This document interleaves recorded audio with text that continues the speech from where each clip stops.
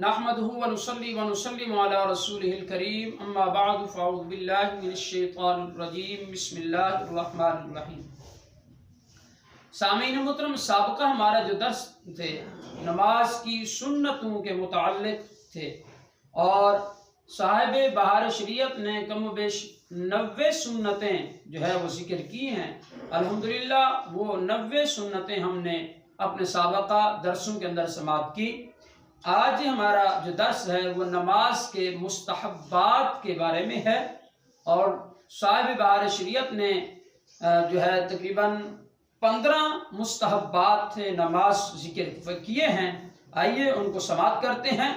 عزیزان محترم، حالت قیام میں سجدے کی جگہ پر نظر رکھنا، رکوع کی حالت میں پاؤں کی پشت پر نظر رکھنا، سجدے کی حالت میں ناک کی طرف نظر رکھنا، قعدہ کی حالت میں گود میں نظر رکھنا اور اسی طرح پہلے سلام میں سیدھے شانہ یعنی کندھے پر نظر رکھنا اور دوسرے میں بائیں کندھے پر نظر رکھنا۔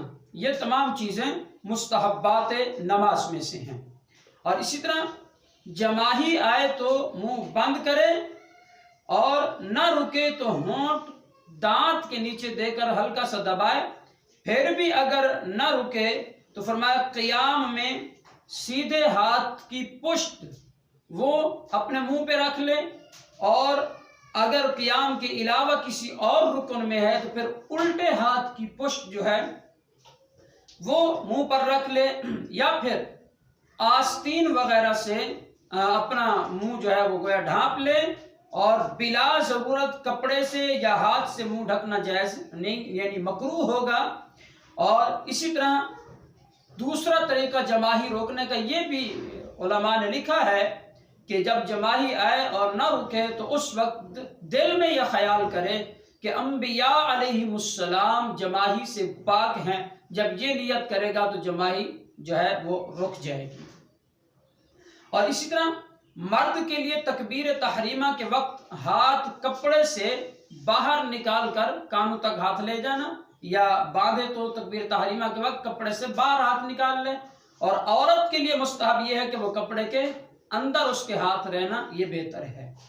جہاں تک ممکن ہو کھانسی کو بھی دفع کرے، یعنی نماز میں بلا وجہ نہ کھانستا رہے، اگر کھانسی آنے بھی لگے تو جتنا ممکن ہو سکے اس کو روکے۔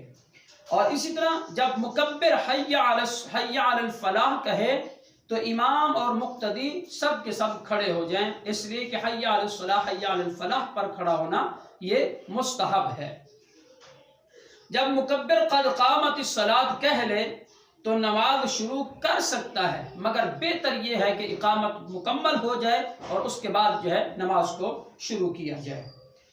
دونوں پنجوں کے درمیان قیام میں 4 انگل کا فاصلہ ہونا، یعنی دونوں پاؤں کے درمیان جو ہے جب قیام کی حالت میں ہے تو کم از کم 4 انگل کا فاصلہ دونوں پاؤں کے درمیان ہونا یہ مستحب ہے۔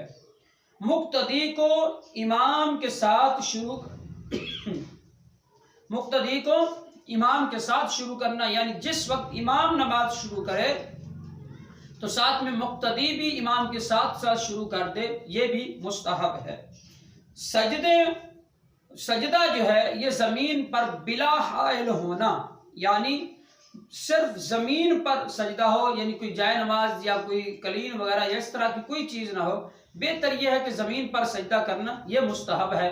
اگر قلین وغیرہ ہے اور وہ زیادہ موٹی نہیں ہے، جیسا کہ اس کے متعلق ہم نے پچھلے درسوں کے اندر مسئلہ بیان کر دیا تھا کہ ایسی موٹی چیز کہ اور وہ نرم چیز ہو کہ جس پر سجدہ کرے اور وہ پیشانی کو دبانے کے باوجود بھی ابھی دبنے کی صلاحیت تو ہو لیکن پھر بھی وہ ٹک نہ پائے پیشانی زمین پر صحیح معنوں میں، تو اس پر سجدہ جائز نہیں ہے۔ لیکن اگر ایسی چیز ہے کہ جس کو دبانے سے پیشانی وغیرہ ٹک جاتی ہے تو اس پر سجدہ وغیرہ کرنا جائز ہوگا۔ اللہ تبارک و تعالیٰ کی بارگاہ سے دعا ہے کہ اللہ تبارک و تعالیٰ ہم سب کو نماز کے فرائض، واجبات، شرائط اور سنن کے ساتھ ساتھ مستحبات پر عمل کرتے ہوئے اپنی نماز کو مکمل کرنے کی توفیق عطا فرمائے۔ آمین۔ وآخر دعوانا ان الحمد للہ رب العالمین۔